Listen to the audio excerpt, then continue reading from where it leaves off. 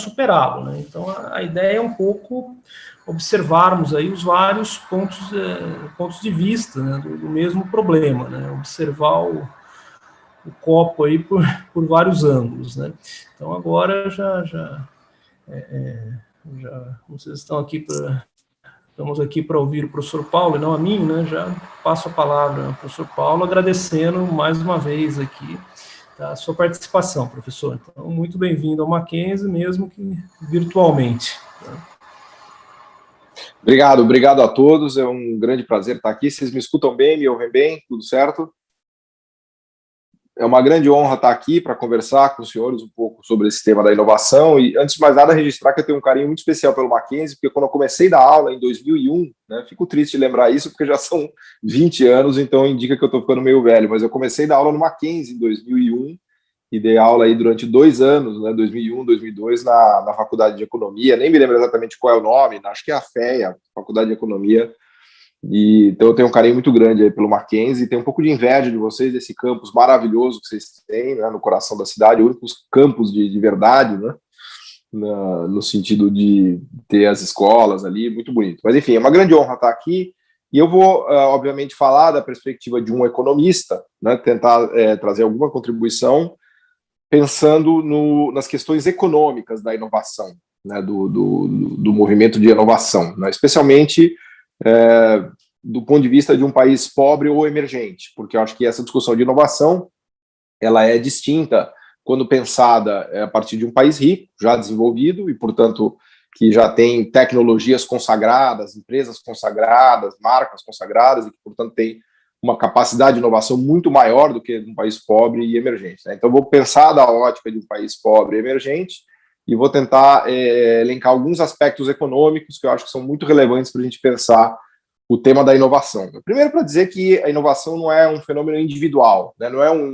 empreendedor genial, tipo Elon Musk, que acordou e inovou. Na verdade, a inovação é algo sistêmico, né?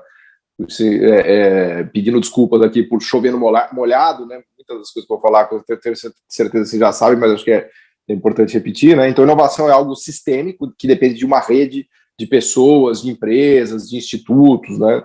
Essa ideia de que o empresário brasileiro não inova, eu acho que é uma ideia completamente equivocada e fora de lugar, né? O problema do Brasil não é falta de empresários que inovem. O problema do Brasil é que a gente não tem um sistema de inovação, né? O sistema de inovação envolve vários elementos, né, que eu vou elencar aqui na sequência. Então, eu acho muito ruim e errada essa perspectiva de tentar entender a baixa inovação no Brasil a partir da ótica das empresas brasileiras. As empresas brasileiras não têm nenhum problema, o único problema é que elas estão no Brasil, né? E o sistema brasileiro de inovação é horrível, né? Em vários sentidos que eu vou explicar aqui na sequência. Então, é a mesma discussão de produtividade, né? Muitos economistas gostam de dizer que a produtividade baixa no Brasil se deve aos indivíduos. A baixa produtividade do Brasil não se deve aos indivíduos, ela se deve ao sistema produtivo brasileiro, ou seja, são os indivíduos que estão inseridos num sistema de baixa produtividade, de empresas que não têm escala, que não têm economia de escala e escopo, que estão desintegradas de cadeias produtivas no resto do mundo, que produzem essa baixa produtividade, né? Então, eu vou elencar 3 elementos que eu acho chave para a gente entender a baixa inovação no Brasil, ou o problema da inovação no Brasil, se quiserem, da ótica econômica. O primeiro elemento que eu vou destacar a perspectiva dos ecossistemas, né? Então, como eu dizia há pouco, não dá para entender inovação sem pensar em ecossistema. As inovações ocorrem em ecossistemas, né? Ecossistemas são redes produtivas que, em geral, envolvem não só a iniciativa privada, né, com várias empresas, mas também institutos de pesquisa, bancos públicos, bancos de fomentos. Aliás, tem um termo muito interessante que foi cunhado lá atrás pelo Frederic List, era sistemas nacionais de inovação. Sistemas nacionais de inovação, na verdade, são ecossistemas que são capazes de produzir essa inovação. A inovação entendida como criação de novos produtos, de novos mercados, né, de novas ideias aplicadas ao processo produtivo. Então, o Brasil tem alguns poucos ecossistemas, mas muito frágeis e que perdem relevância a cada dia que passa, né? Eu destacaria, talvez, o nosso ecossistema mais importante, que é o de São José dos Campos, de aeronáutica. Ainda hoje a gente tem produzido lá, inclusive empresas de aviação que têm surgido, tudo como, vamos dizer assim, filhos, né, do CTA, da Embraer, do ITA, né? Então está ali um exemplo de ecossistema. Tem Santa Rita do Sapucaí tem um pequeno ecossistema, tem alguns espalhados pelo Brasil, mas, de modo geral, os ecossistemas no Brasil são muito fracos e têm perdido muita força, né? Então, a gente não tem ecossistemas, vamos dizer assim, complexos, né? No sentido de que tem várias empresas trabalhando, redes produtivas sofisticadas, articuladas, e, pior de tudo, são ecossistemas, na maioria das vezes, não nacionais.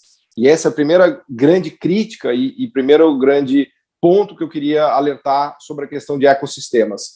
Os sistemas nacionais de inovação, eles são nacionais. As multinacionais não produzem sistemas nacionais de inovação em outros países. As multinacionais guardam para si os seus sistemas nacionais de inovação. Então, o Sistema Nacional de Inovação da Alemanha está na Alemanha, o dos Estados Unidos está nos Estados Unidos, o da Coreia está na Coreia, e o do Japão está no Japão. Então, essa ideia no Brasil de que as multinacionais vão nos levar a inovar, ela é um grande perigo, na verdade, porque é a minha frase que eu costumo sempre repetir, que é o que o leão come carne. A multinacional jamais vai transferir tecnologia e vai ensinar uma empresa local a inovar, porque esse é o grande valor dela, esse é o core tecnológico dela.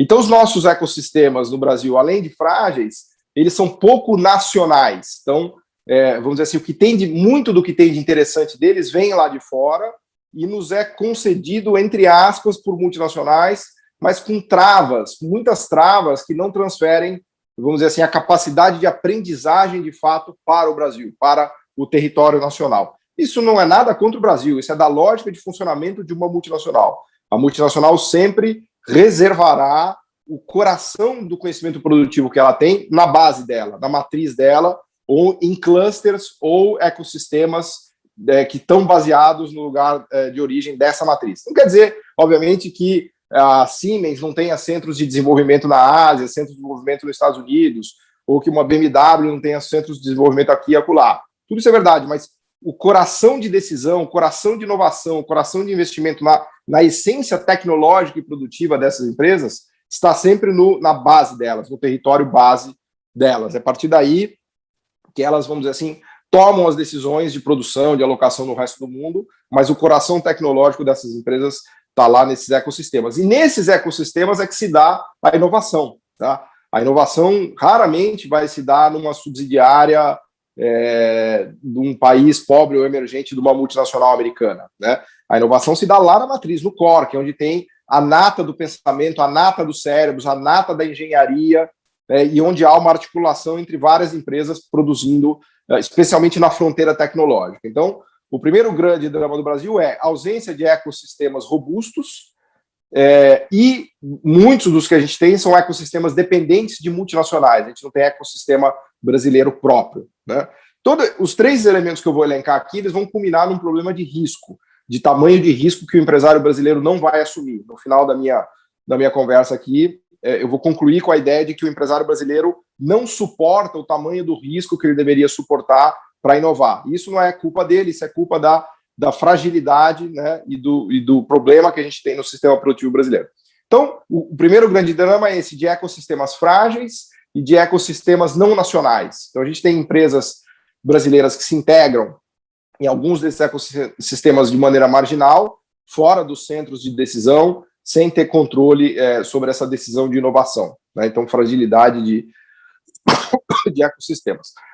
O segundo grande drama que a gente enfrenta, olhando a questão da inovação, é que os brasileiros, né, ou qualquer empresa que tenta inovar a partir de um país pobre ou emergente, ela se depara com os gigantes que já estão na fronteira tecnológica, que têm uma posição consolidada e que tem muito mais poder de fogo para inovar. Né? Então, a inovação da ótica de um país pobre emergente é o quê? É uma briga contra um gigante, contra uma Siemens, contra uma BMW, uma Mercedes, uma Pfizer. Né? Ou seja, existe uma assimetria muito grande no tamanho de risco que o empresário brasileiro tem que tomar para inovar brigando contra uma gigante dessas. Né? Então, qual é a chance de um empresário brasileiro com ecossistemas produtivos pobres, mal articulados, com pouco conhecimento dissipado ali, tomar um risco de investimento para inovar, para fazer um novo produto, para tentar buscar um novo mercado, um novo processo, para, vamos dizer assim, competir com uma gigante dessa. Né? Eu costumo sempre usar a ideia da fronteira tecnológica, né, que o desenvolvimento econômico pode ser entendido como uma subida de uma escada até que se chegue nessa fronteira tecnológica. Os países mais ricos do mundo são aqueles que estão nos degraus superiores da fronteira tecnológica. E para subir nesses degraus, a inovação passa a ser cada vez mais importante. Aliás, na base da escala tecnológica, a demanda de inovação é pequena. Na base da escala tecnológica, a gente tem produção de bens e serviços mais simples ou simplistas, né? Então, sapato, roupa, toalha privada, móveis, né? São bens e serviços que demandam pouco conteúdo de conhecimento tecnológico e de inovação. Conforme a gente vai subindo na escada, a demanda por inovação vai aumentando, e quando a gente chega na fronteira, aí a fronteira é praticamente pura inovação, né? Então, falando de semicondutores, equipamentos de telecom, 5G, mecânica de precisão, química fina, fármacos, medicamentos, né? Então, conforme a gente sobe essa escada, a demanda por inovação vai aumentando, no sentido de que são produtos em que se demanda mais inovação das empresas para se manter no mercado ou para conquistar espaço no mercado, né? Só que a competição ela vai aumentando, não no sentido que os mercados são mais concorrenciais, mas no sentido de que os gigantes que estão ali são cada vez maiores. Então, para um país pobre e emergente subir essa escada, fica muito difícil, né? Porque ele vai ter que se deparar com posições conquistadas. Cada degrau desse é uma posição já conquistada por uma grande empresa multinacional, que tem economia de escala, economia de escopo, que é dona das patentes, que tem o core tecnológico. Então, ela já está muito bem posicionada ali, ela vai fazer de tudo para que essa empresa emergente, de um país pobre ou emergente, suba. E ela vai fazer isso não é porque ela é malvada, nada disso, ela vai fazer isso porque ela está ali para defender a posição dela de mercado, né? Assim que o capitalismo funciona, ela está ali para defender o lucro dela, ou até mesmo o poder de monopólio que ela tem, porque ela conseguiu conquistar tecnologias, know-how e patentes que outras não conseguiram, e ela está ali para fazer o que for necessário para defender a posição dela. Então, um país pobre ou emergente, os empresários de um país pobre ou emergente se deparam com esses gigantes, né, que eles precisam lutar para subir a escala tecnológica. Então, é muito difícil imaginar, e tanto é que a gente olha e conta no dedo os casos de sucesso dos últimos 50 anos, de países que conseguiram, de verdade, subir essa escada tecnológica e se desenvolver, a gente conta nos dedos, talvez meia dúzia. Israel, Singapura, Coreia do Norte, agora um pouco China, a Irlanda conseguiu, o resto foi tudo fracasso. A América Latina inteira fracassou, a África, Sul da África fracassou, a Ásia, tirando a Ásia do Leste também, a maioria da Ásia tem fracassado. Então, as posições de Europa e Estados Unidos e do Japão e do leste asiático são muito consolidadas em termos de domínio tecnológico e de inovação. Quem inova de verdade, se vocês olharem no mundo, são os países europeus, inclusive os do norte, né, não só a Alemanha, mas os nórdicos também, os Estados Unidos, o Canadá e o leste da Ásia. É aí que está a inovação, né? O resto esquece. Esquece por quê? Justamente porque a gente tem essa pobreza de ecossistemas de inovação que eu estava falando, essa dificuldade dos pobres e dos emergentes de lutarem com os gigantes que já estão constituídos, né? E por fim, que é o terceiro aspecto que eu quero comentar aqui na minha explicação, no meu raciocínio, é a questão do papel do Estado, né?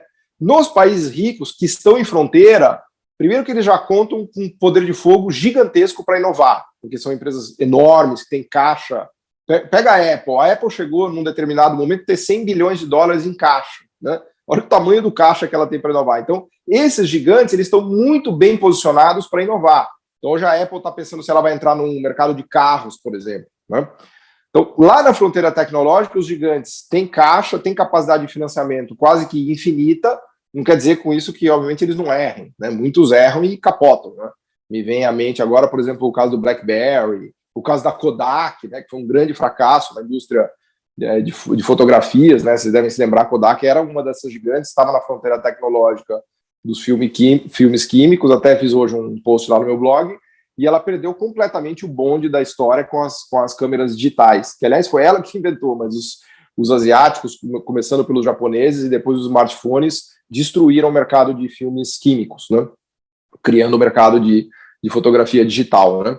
Então, o ponto que eu fazia, mesmo na fronteira tecnológica, a vida dessas empresas não é fácil, mas elas são muito mais robustas e têm muito mais poder de fogo, né? Porque elas já são vamos dizer assim, as monopolistas da tecnologia, tem as patentes, estão nas fronteiras e na fronteira tecnológica, e tem a escala, mas ainda assim elas contam com a ajuda do Estado, o que é pior, né, para um país pobre emergente, porque não bastasse essas gigantes já serem os grandes players, né, de inovação nesse país, elas contam ainda com muito financiamento público, não por via direta, muitas vezes por via indireta, né? Por exemplo, os Estados Unidos, o orçamento do Pentágono de 500 bilhões de dólares por ano coloca rios de dinheiro em pesquisa e inovação, né? E aí o Estado aparece como um grande promovedor de funding para a ciência e tecnologia, né? No caso do Pentágono, são bilhões e bilhões de dólares colocados todos os anos para desenvolvimento de produtos muitas vezes bélicos, na maioria das vezes bélicos, mas que transbordam para o setor privado americano. Até mesmo as vacinas de RNA que eu estava estudando, parte do desenvolvimento delas se deve à história do Pentágono colocando dinheiro para desenvolver vacinas rápidas, né? Depois do 11 de setembro, porque eles estavam com muito medo dos ataques de antrax, né, de armas biológicas e tudo mais. Então, tem muito dinheiro colocado por Estado, né, no desenvolvimento de novos produtos e inovação na fronteira em países ricos. Por exemplo, me vem à mente agora o caso do Boeing 787, que, segundo um processo na OMC movido contra a Airbus, recebeu mais de 5 bilhões de dólares em subsídios do governo americano para o desenvolvimento do 787. Né? Lembrando que a Boeing recebeu bilhões e bilhões de dólares que caíram no colo dela por conta de tecnologias que foram desenvolvidas por empresas militares e depois com a fusão de McDonnell Douglas, de todas as empresas, vamos dizer assim, do complexo aéreo americano, caiu tudo no colo da Boeing. Então tem esse processo da OMC, até quem quiser ver, bem interessante, que a Airbus acusa a Boeing de ter recebido 5 bilhões de dólares de subsídio do governo americano para desenvolver esse novo avião. Eles até brincam que é o Subsidy Liner, né, que é o avião que talvez tenha recebido mais subsídios na história da aviação, enquanto que os americanos acusam a Airbus de ter recebido bilhões e bilhões de dólares dos governos francês, europeu e basicamente alemão, dos europeus, né, do governo francês, alemão e inglês, para o desenvolvimento do Airbus A380. Né? Então, só para ilustrar para vocês como tem dinheiro público gigantesco no desenvolvimento de ciência e tecnologia e inovação nos países ricos. Né? Na China, então, não precisa nem falar, o tanto de dinheiro que o governo chinês colocou na Huawei para ela ser capaz de desenvolver as tecnologias 5G, né? Hoje é uma empresa que domina o mercado mundial de produzir equipamentos de telecom, né, para a internet rápida de 5G, e tantos outros, né, setores como painéis fotovoltaicos, de energia solar, todos eles em grande parte desenvolvidos junto com o auxílio do orçamento público, né?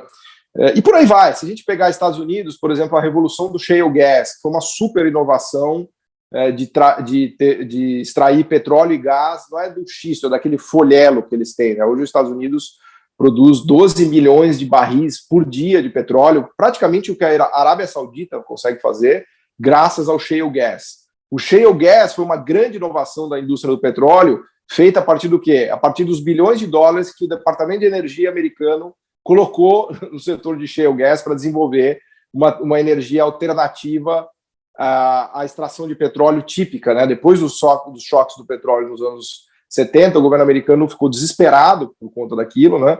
E passou a despejar bilhões também em pesquisa de novas formas de energia e novas formas de extrair petróleo. Então, o shale gas, que é a conhecida revolução americana do shale gas, se deveu a muito dinheiro público colocado para a busca de inovação em novos mecanismos de extração de petróleo. Enfim, por aí vai. Eu poderia ficar horas aqui falando de exemplos de como o dinheiro público é essencial para a inovação em países ricos. Né? Aliás, eu destaco até o último livro da Mariana Mazzucato, que é o Mission Economy, em que ela resume um pouco as ideias que ela já tinha naquele livro dela, O Estado Empreendedor. Né? E o Mission Economy tem essa ideia de que o governo tem um papel-chave no desenvolvimento tecnológico, em estímulos à inovação, e ela mostra milhares de casos na história, como alguns que eu tenho citado aqui. Bom, então, se a gente está num país pobre e emergente como o Brasil, com ecossistemas fragilizados, que não tem conteúdo nacional próprio de inteligência, não existe conhecimento produtivo local, né? Muito disso é das multinacionais. Se é difícil competir com os gigantes nessa escada, que é uma luta sangrenta, e se lá em cima da escada tem caras que já estão consolidados e com seus estados investindo pesadamente, colocando dinheiro público, e são bilhões e bilhões de dólares, para ajudar na inovação, como é que fica a situação do Brasil? Como é que fica a situação dos países pobres e emergentes? Né? Você vai acusar o empresário brasileiro dele não ter capacidade de inovação, de ter capacidade de inovar? Quer dizer, é uma coisa que até fica até estapafúrdio, né? Fica até deslocado, né? O Brasil ele está numa posição tão assimetricamente ruim, né, que não dá nem para pensar num empresário, empreendedor que vai começar a inovar e milagrosamente ele vai subir essa escada e ele vai bater as gigantes multinacionais do resto do mundo, etc, etc. Então, esquece. Bom, e aí a gente volta no único caminho possível para a inovação no Brasil, que se chama Estado, né? Aliás, o Estado é quem faz o grande driver de inovação, inclusive nos países ricos, né? Conforme exemplos que eu estava dando aqui, claro, junto com as empresas, junto com a iniciativa privada, né? A iniciativa privada é super articulada com o setor público, nos Estados Unidos, na Europa, na Ásia, no leste da Ásia, né?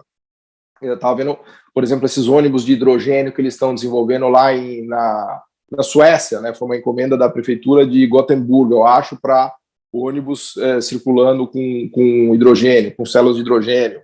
Ou em Shenzhen, na China, em que os táxis são 100% já movidos a motores elétricos e os ônibus também, a partir de regulações que o governo, que é o município de Shenzhen, colocou, e a partir de demandas do próprio governo para empresas chinesas inovarem no campo de motores elétricos de veículos, né? Então, o Estado, na verdade, tem um papel essencial na inovação tecnológica nos países de fronteira e nos países pobres e emergentes, então nem se fala, né? Eu acho que nem é possível pensar em inovação em países pobres e emergentes sem Estado, né? Os empresários, eles são... O empresário e o sistema produtivo de um país pobre e emergente, ele já é fraco, por definição, por isso que o país é pobre e emergente, né? São países que não conseguiram avançar na escala tecnológica, que, em geral, estão produzindo coisas simples, né, como esses bens e serviços que eu citava aqui, de móveis, vestuário, coisas com baixa sofisticação produtiva e baixa sofisticação tecnológica. Basta se olhar a pauta de importação e de exportação do Brasil.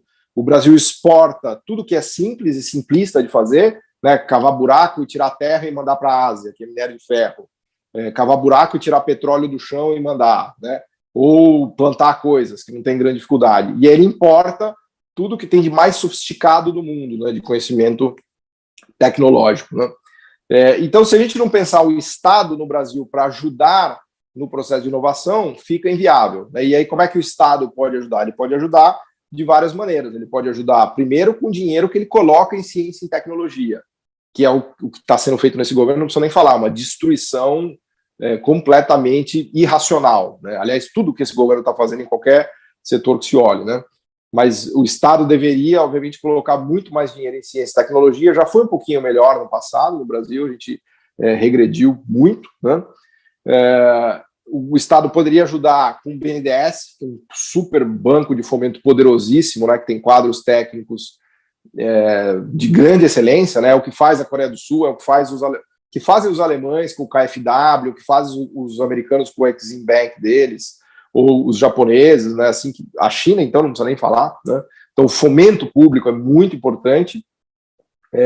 E, mais do que tudo, as compras de governo, né? Uma grande fonte de inovação no mundo todo são compras de governo, né? Quando o governo coloca encomendas de produtos que ele precisa comprar e ele dá garantia de demanda e, com isso, ele estimula a inovação tecnológica, né? Isso daí também, por exemplo, nos Estados Unidos, as vacinas RNA vieram disso, né? Muitas outras tecnologias que foram desenvolvidas, se a gente olhar, por exemplo, a NASA, né? Eu estava vendo a história dos painéis fotovoltaicos de energia solar, né? Eles só vingaram porque, quando eles descobriram lá no Bell Labs a coisa dos fótons lá, de transformar a luz em calor, aquilo era economicamente inviável nos anos 60 e 70. O setor de painéis fotovoltaicos só parou de pé de verdade porque a NASA demandava esses painéis fotovoltaicos para usar nos satélites que ela estava mandando para o espaço. Então, foram as compras de governo dos Estados Unidos que botaram de pé o setor de painéis fotovoltaicos, né?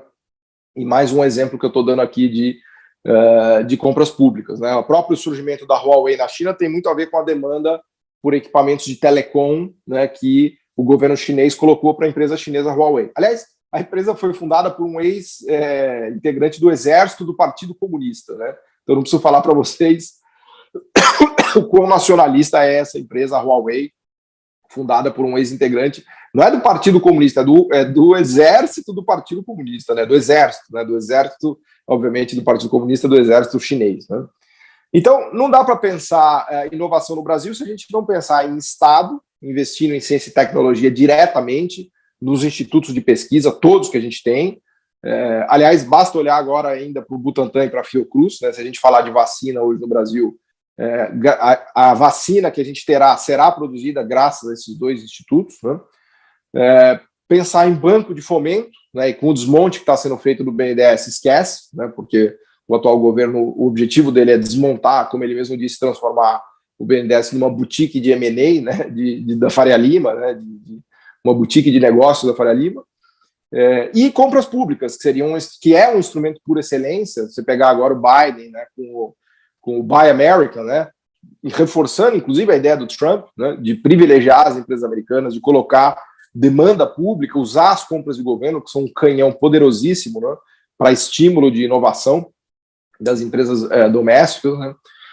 Sem isso, é impossível pensar em inovação no Brasil. Eu acho que, assim, para mim, é uma conversa que não dá nem para começar a fazer, né? Se você não admitir que o governo tem que colocar muito dinheiro em ciência e tecnologia, que o governo tem que financiar com bancos públicos, que o governo tem que colocar compras públicas para os empresários inovarem, né? Esquece, assim, não consigo enxergar o Brasil inovando com essa conversa de ambiente de negócios, assim, como se o fato de você não ter que ficar na fila no cartório, ou de você que você possa abrir e fechar uma empresa de maneira mais rápida. Quer dizer, nada disso vai fazer com que o empresário brasileiro bata a Siemens, né? Chega até a ser ridículo, é como você falar que o cara precisa de um estilingue para poder derrubar um gigante, né? Chega a ser uma conversa até meio estapafúrdia, né? Então, é mais ou menos nessa linha aqui que eu queria, já falei aqui uns 30 minutos, acho que a gente podia ir caminhando para uma conclusão para fazer conversas aqui, enfim, debate, perguntas e respostas, mas eu acho que a inovação passa necessariamente por uma articulação entre governo, iniciativa privada, e governo entendido na parte de fomento, né, de bancos públicos, de compras de governo, os próprios institutos de pesquisa, que não são necessariamente ligados ao governo, mas que têm um trabalho fundamental de desenvolvimento científico, né, de ciência e tecnologia, e a iniciativa privada, né, também conhecida como a tríplice hélice ou a tríplice aliança de um sistema nacional de inovação, né? Fora isso, eu acho que não, assim, tudo mais, eu acho que é uma conversa muito marginal, assim, que não vai absolutamente resolver em nada a nossa vida, né? A gente está numa guerra mundial por inovação, né?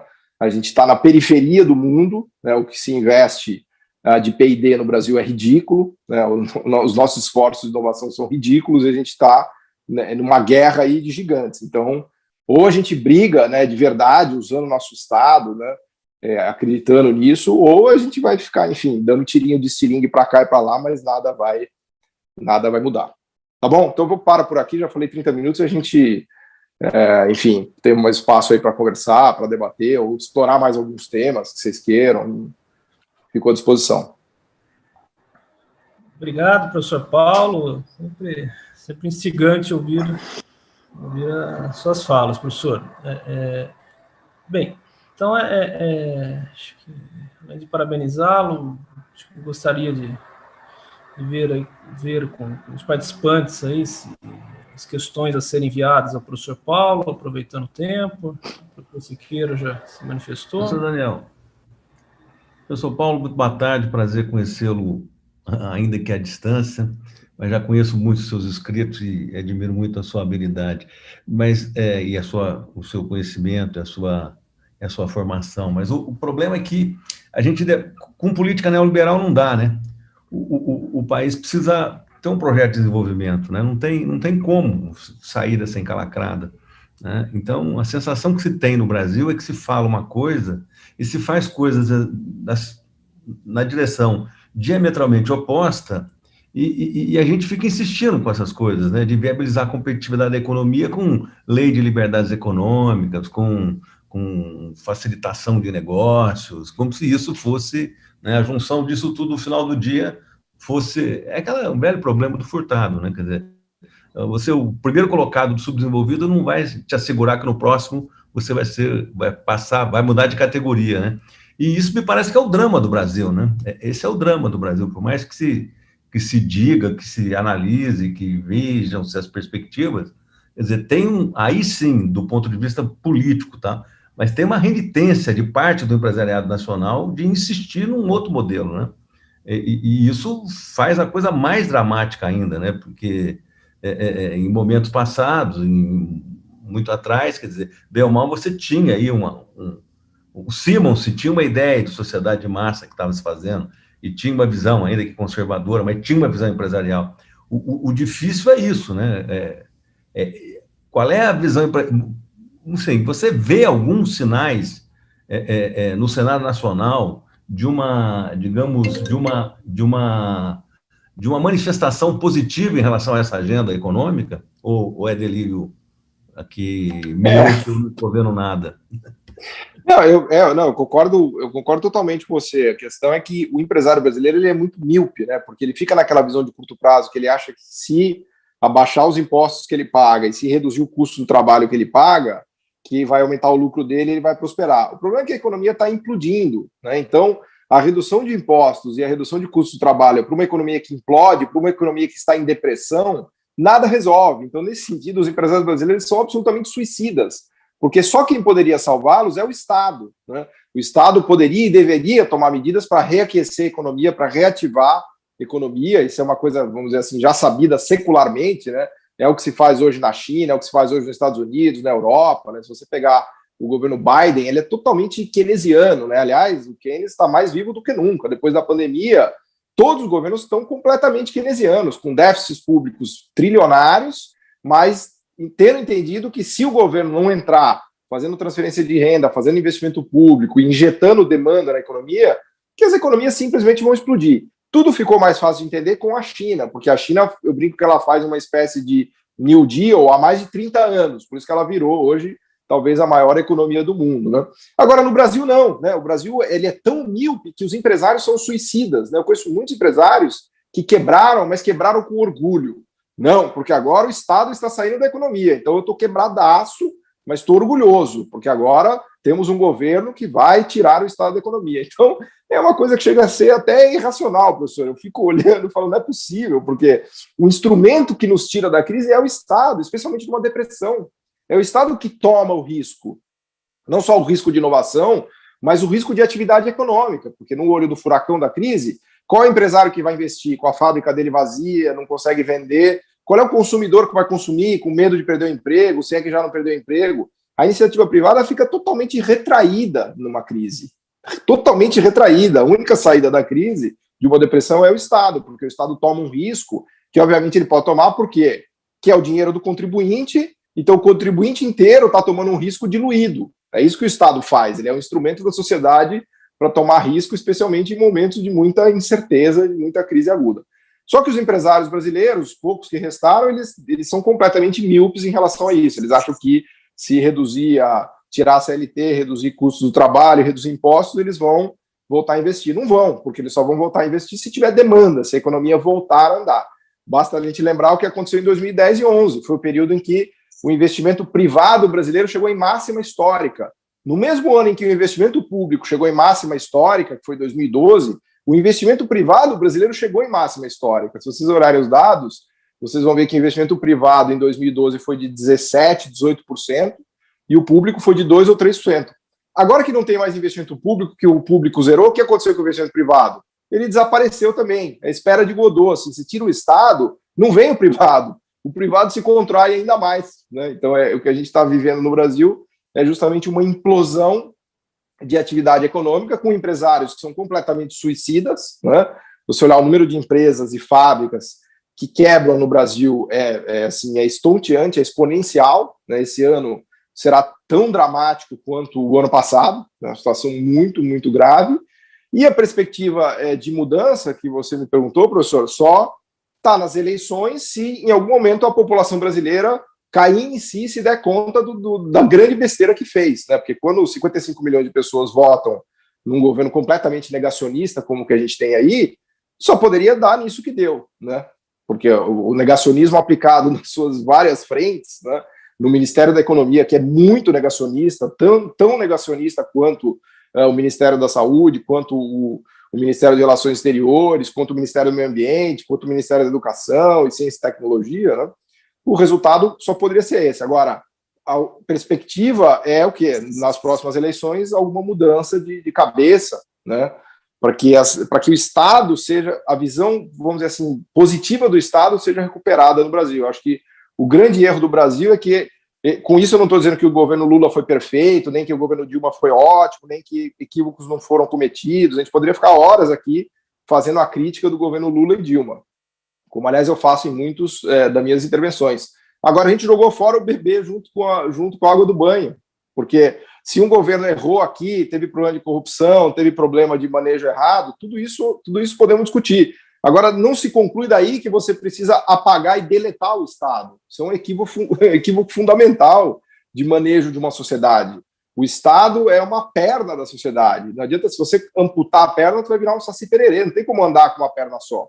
Então, a questão é justamente como melhorar a qualidade do Estado brasileiro. Isso é fundamental, esse é um debate que é essencial. Agora, acreditar que a iniciativa privada para de pé sozinha no momento de crise é um suicídio completo. E pior, os empresários acreditam nisso. Quer dizer, eles estão morrendo, né, literalmente, e não conseguem enxergar que quem poderia ajudá-los é o Estado, porque eles ficam naquela agenda míope de não, baixa meu imposto, corta meu imposto e tal, que não é o que vai resolver a vida deles, né?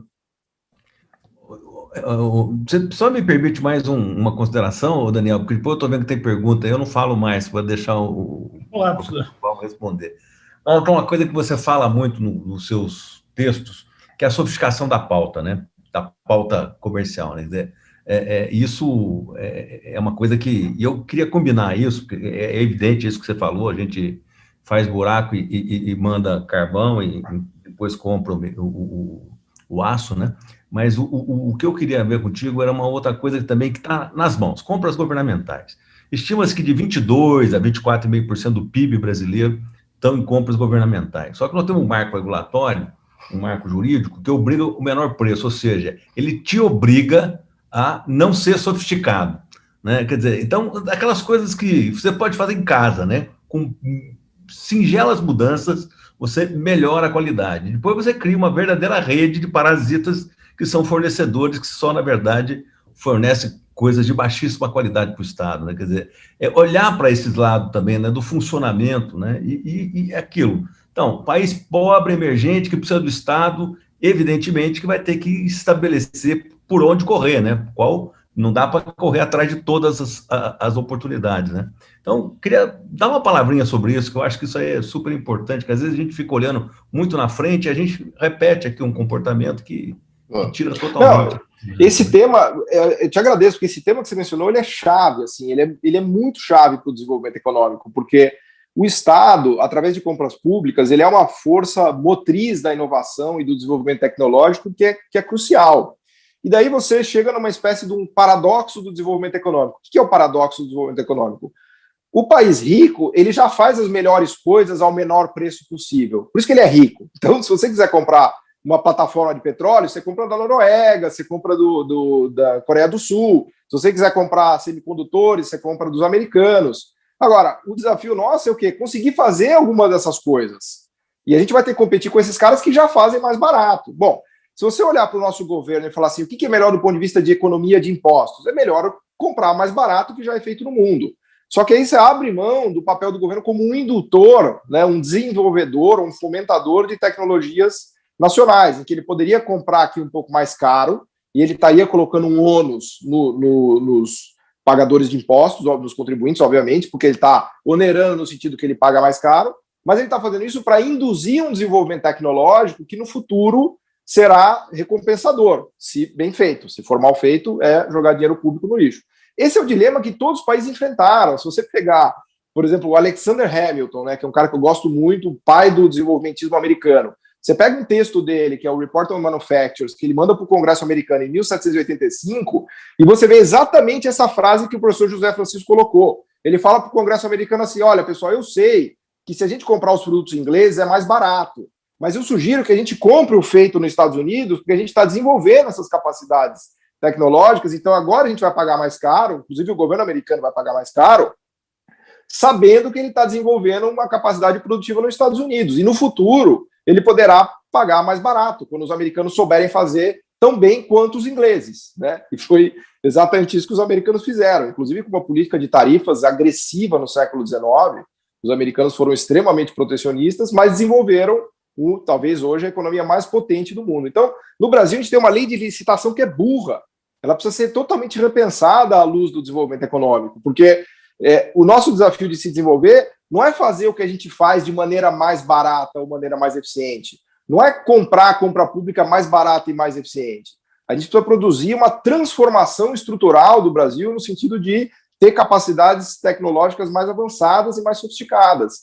E o governo é peça-chave disso. Então, se você põe uma lei de licitação em que tem que se comprar o mais barato e acabou, então tá ótimo. Então, o mundo inteiro vai agradecer, porque o Brasil será comprador dos produtos de fronteira, que são super eficientes, que tem economia de escala, tecnologia, tudo certo, e no Brasil a gente não vai conseguir fazer nada mesmo, porque a gente é um país, vamos dizer assim, entre aspas, coitadinho do ponto de vista dessa guerra mundial tecnológica, e a gente abre mão de usar a alavanca do governo. Com isso eu não estou falando que o governo tem que comprar o que é caro, o que é ruim, jogar o dinheiro público fora, onerar o contribuinte, não é isso.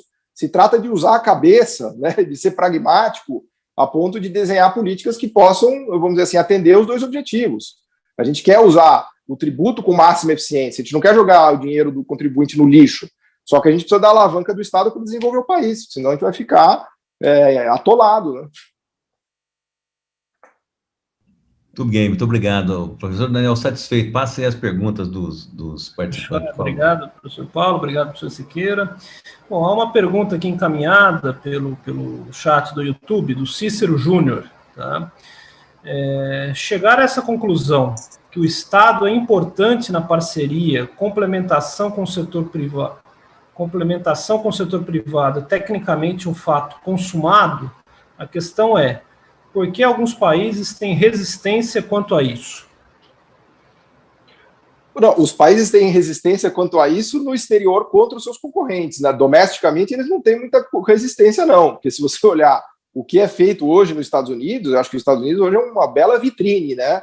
O governo do Trump e o governo do Biden, eles são absolutamente nacionalistas, com o uso do Estado, keynesianos, desenvolvimentistas, assim, eles põem os latino-americanos para ter vergonha, né, de tão keynesianos e desenvolvimentistas que eles são. Então, se você olhar a China, os asiáticos, o que a Coreia do Sul tem feito, Singapura, até mesmo os europeus, então, precisa tomar cuidado com o discurso do que eles dizem que precisa ser feito e do que eles mesmos fazem, né? Até nos Estados Unidos tinha uma brincadeira que eles falavam que o Thomas Jefferson era o liberal, que eles mostravam para o mundo e falavam ao mundo, façam conforme o Thomas Jefferson manda. E eles mesmos, os americanos, faziam conforme o Hamilton mandava, né? Então, precisa tomar cuidado com o que é o discurso, vamos dizer assim, da academia de economistas, onde tem esse pessoal meio perdido, alucinado, e do policy making, da política pública de verdade, do que os empresários, os governos estão fazendo, né? Então, me parece que na seara da política econômica, inclusive já ganhando a imprensa, né? Se você abrir um Financial Times, uma The Economist, um Wall Street Journal, agora tem matéria, eu dou risada, assim, porque eu acompanho isso há 25 anos, né? Eu não imaginava que eu ia ver uma matéria no New York Times falando da importância da política industrial para os Estados Unidos. E isso está no New York Times, assim, virou mainstream, totalmente mainstream, né? Já é um negócio que... e eu acho que isso se deve muito à China, né? Com a ascensão da China, o Ocidente foi obrigado a meio que rasgar a fantasia, recuperar o que eles fizeram no passado para tentar correr atrás do prejuízo, né? Então, só mesmo os economistas mais ortodoxos, liberais, mais alienados, que ainda não se deram conta disso. O resto, eu acho que já é bem consensual, né? Obrigado, professor Paulo. Então, deixa eu conferir aqui se há mais alguma questão. Não há mais questões aqui no YouTube.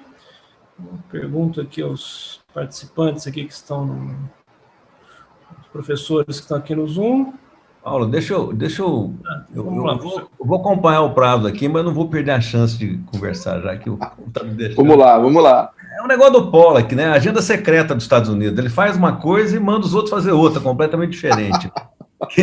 É uma coisa maluca isso, né? O que mais me espanta, Paulo, eu gostaria que você falasse um pouco disso, né? É como que, de maneira geral, não, tudo bem, tem um pessoal que está ligado aí à economia de neoliberal e tal, mas essa visão assim, totalmente fora de contexto do exame comparado, né? Quando você olha o funcionamento das economias, quando você olha o funcionamento dos países, a sensação que se tem no Brasil, e é muito louco isso, que em determinados momentos você vê isso na academia, o sujeito pensa que a bolsa é o mercado, quer dizer, é um negócio de doido, né? Que a bolsa é a economia, melhor dizendo, né? E eu gostaria que você falasse um pouquinho mais dessas nuvens que vão iludindo os pensadores brasileiros, né? Porque contribuir para limpar esse ambiente é que a gente vai conseguir chegar no coração das pessoas que vão mudar essa lógica, né? Quer dizer, me parece muito desesperador você ver o empresário que vive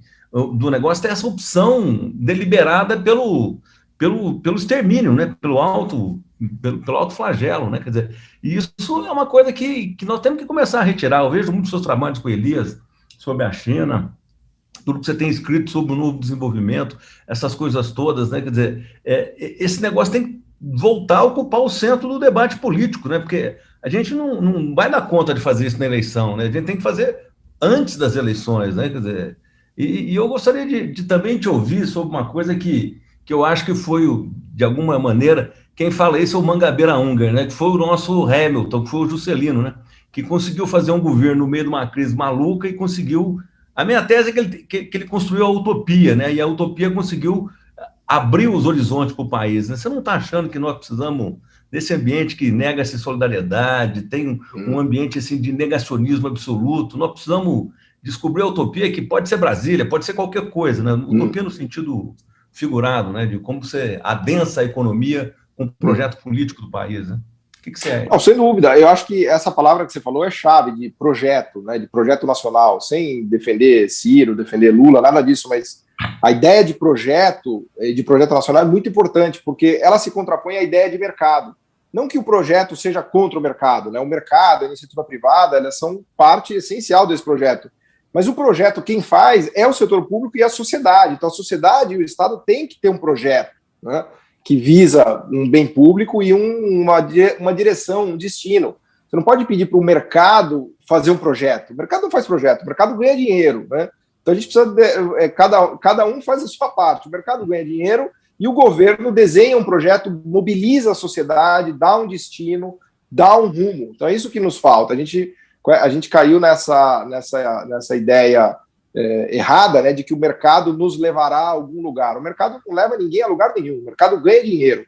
E assim, nada de mal nisso. A função do mercado é ganhar dinheiro. A função do mercado não é desenvolver o país. Desenvolver um país é um objetivo de um governo, né? É um bem público no limite, se vocês quiserem, né? Então, é isso que falta no Brasil hoje. Eu acho que houve problemas lá atrás na era Lula, houve problemas na era Dilma, e a gente acabou, vamos dizer assim, perdendo o apreço pela importância do governo como líder de um projeto desses, né?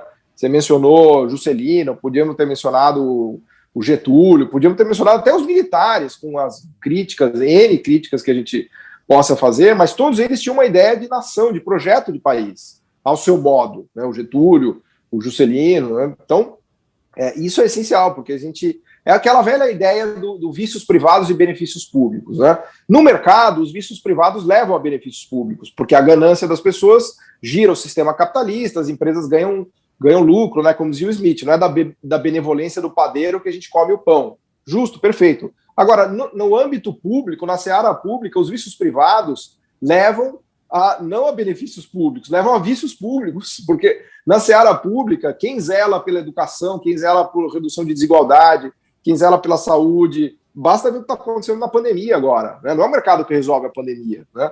Quem zela pelo desenvolvimento do país é o Estado. Então a gente precisa ter clareza nessa separação, porque eu acho que um grande erro do Brasil é achar que se o mercado vai bem, se a bolsa vai bem, se o mercado financeiro está feliz com o governo, as coisas vão bem. Não, nada disso.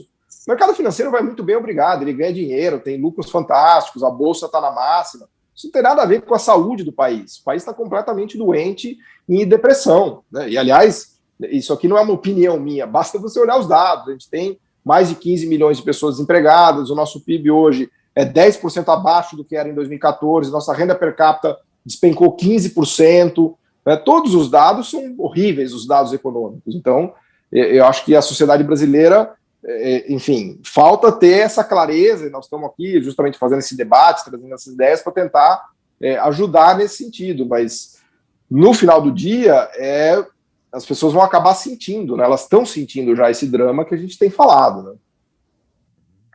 Obrigado. Ô, Daniel, tem mais uma pergunta aí, deixa Da Mirela? o professor Paulo interagir aí com os meninos. Vamos lá, professor Paulo. A Mirela Santos está perguntando, professores, desculpa a pergunta leiga, mas qual é o papel do ordenamento jurídico para o crescimento econômico? O nosso atual sufoca muito nossa chance de crescimento?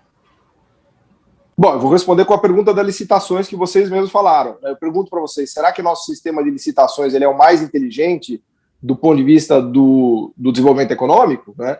Então eu devolvo para vocês que vão me dizer qual é o sistema jurídico que a gente precisa desenhar, porque quando eu estou falando de Estado e da importância do Estado para o desenvolvimento econômico e do papel do Estado, eu estou fundamentalmente falando de direito, né? De questões jurídicas, de leis, de normas, de regras, né? E de que sistema que precisa ser pensado do ponto de vista legal, jurídico, para que esses mecanismos de regulação operem, né? Então eu acho que o direito econômico ele é totalmente, vamos dizer assim, está totalmente imbricado com essa discussão do papel do Estado no desenvolvimento econômico, né? Na capacidade de formulação de política pública, né? Quer dizer, uma coisa que todo mundo saudou aí uns anos atrás, a lei de responsabilidade fiscal. Os municípios hoje, os entes subnacionais não têm mais quadro, porque não tem mais política de carreira, não tem mais funcionário público. Você tem, mas o que aconteceu? Terceirizou tudo, né? Então você tem um fenômeno hoje que o sujeito que ordena a despesa na ponta, ele ganha 3 mil reais, 2 mil reais, e o sujeito que controla as despesas dele no Tribunal de Contas entra ganhando 18, com sistema de informática, tudo controlado. Sistema de controle e fiscalização no país é absolutamente esquizofrênico. É aquela história, com o conceito de moralidade pública que nós temos hoje aqui, para usar o exemplo que você deu. Nós temos que o Ministério Público tem, o Pentágono todo dando cana. Né? Porque... Exatamente, não tem a menor dúvida, não tem a menor dúvida. É isso. Não, e acho que todas essas regras foram colocadas no Brasil, de teto de gasto, de lei de responsabilidade fiscal. Quer dizer, é óbvio que tem que ser feita uma boa gestão do orçamento público, do dinheiro público. Nada é mais precioso e mais importante do que o dinheiro público. Só que a gente foi por uma linha de camisa de força. A gente assumiu uma espécie de estupidez, falou, não, a gente é estúpido, então a gente vai colocar regras completamente idiotas, né, que não tem nenhuma margem para pensar, para usar, vamos dizer assim, de maneira mais arejada e pragmática, e a gente vai ficar com uma camisa de força. Bom, ora, se você está com uma camisa de força, você vai perguntar assim, Paulo, o que você pode fazer se você está com uma camisa de força? Eu vou falar, nada, eu estou com uma camisa de força, né? No máximo eu posso tentar dar uma cabeçada na parede. Então, do jeito que está colocado, é um sistema completamente irracional,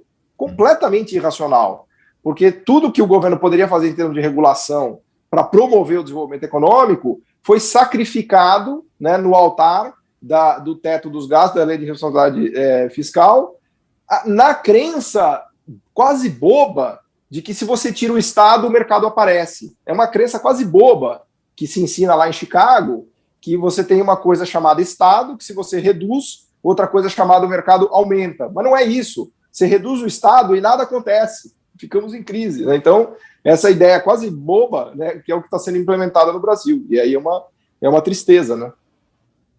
Exatamente. Professor, foi um prazer recebê-lo, hein? Espero que... É a primeira vez que vem nesse congresso aqui, né, que a gente está fazendo. Porque, na verdade, isso aqui decorre de um grupo de pesquisa, professor Paulo, que a gente está estudando como que o ordenamento jurídico dificulta a vida do país, entendeu?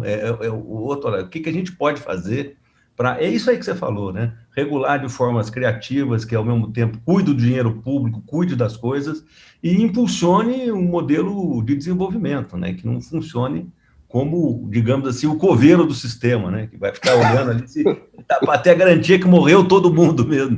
Morreu todo mundo em paz. Muito obrigado pela participação, foi uma alegria. Boa, obrigado. Não, eu que agradeço também, eu vou ter que, já vou ter que sair, mas foi um grande prazer aí, podem contar comigo. Obrigado, professor Paulo, foi uma honra aqui, uma satisfação aqui tê-lo conosco aqui nessa tarde aqui. Pode ter certeza aí que vamos convidá-lo aí mais vezes, e vamos reativar aí seu crachá do Mackenzie. Vamos roubar de faculdade, mudar de unidade aqui para o direito. Muito obrigado. Um abraço. Obrigado, gente. Foi um prazerzão. Valeu. Obrigada, professor. Obrigado.